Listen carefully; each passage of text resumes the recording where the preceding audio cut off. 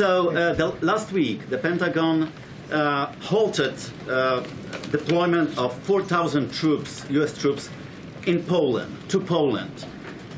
This is in direct contradiction to President Trump explicitly promised not to reduce the troop level in Poland. So I'm going to ask you this question, which many people in Poland think. Why are you rewarding Putin and punishing your best ally in Europe? Well, first of all, I'd say there's been no president who's done more, frankly, to ensure that Ukraine survived the invasion of Russia than Donald Trump. As he famously said, Obama gave him sheets, I gave him javelins, and it was those javelins that ensured that Ukraine still has its territorial sovereignty.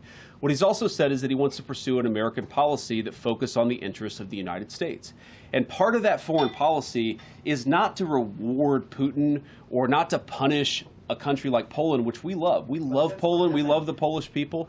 No. What we're trying to do, what our foreign policy is geared towards, is promoting European independence and sovereignty. We want Europe to take more ownership over its own territorial integrity. We want Europe to step up in a big way. Now, I think you said 4,000 troops. We've not reduced the troop levels in Poland by 4,000 troops. What we did is that we delayed a troop deployment that was going to go to Poland. That's not a reduction. That's just a standard delay in rotation that sometimes happens in these situations. But here's the fundamental problem. Poland is capable of defending itself with a lot of support from the United States. We're not talking about pulling every single American troop out of Europe. We're talking about shifting some resources around in a way that maximizes American security. I don't think that's bad for Europe. That's encouraging Europe to take more ownership. The United States cannot be the policeman of the world.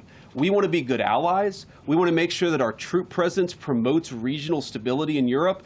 The president has not said, though he could, the president has not said that he's taken all of the troops out of Europe, but Europe has to stand on its own 2 feet. And that's something that he's been consistent of, frankly, not even since the beginning of this administration, going back to the first administration, is we have got to have more sovereignty and more of Europe standing on its own 2 feet. That will continue to be our policy in Europe.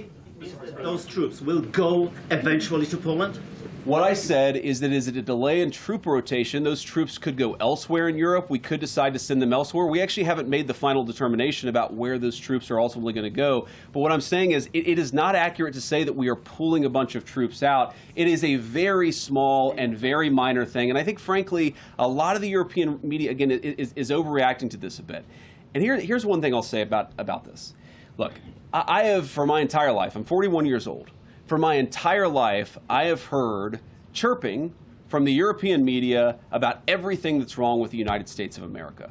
We don't have this. We don't have that. We don't spend enough on health care, even though part of the reason why we spend so much on defense was because we have tens of thousands of troops in Europe. I think that if the European media wants to attack the President of the United States, they need to start looking in the mirror. All he has said is that we're going to be good allies, we're going to be good friends, we're going to be trading partners, but it is reasonable for Europe to take a little bit more ownership over its continental integrity. Support journalism you trust. Support PBS News. Donate now, or even better, start a monthly contribution today.